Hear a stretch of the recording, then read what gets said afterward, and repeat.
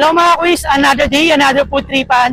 Ngayong araw na to mga quiz, samahan niyo akong puntahan at pasyalan yung isa sa dinarayo at pinipilaan na halo-halo sa atin. Ito ay ang halo-halo sa Purse. Hello Ma'am Ibon. Ma'am, saan po ba located yung halo-halo sa Purse mo? Sa ano po, 51st Palikayo. Ma'am, anong araw po kayo open dito ma'am? Everyday po except Saturday. Anong oras po kaya kayo nag-open and nag-close po ma'am? 11 po hanggang maubos. Ano ba sekreto ng halo-halo sa Purse? Kung bakit lagi siya dinarayo ma'am? And lagi siya mabenta ma'am?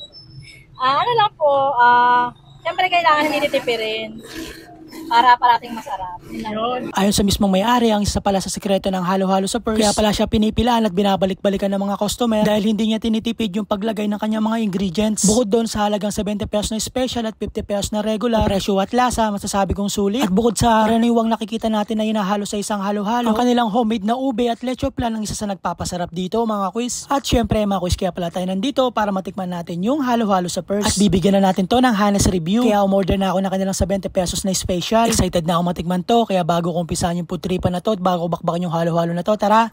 Kain po. Grabe ang creamy ha. Maganda yung pagka-crush ng yelo. First bite, tikim natin mga quiz. Ay oo. Sarap nga, lalo na yung ube, sarap.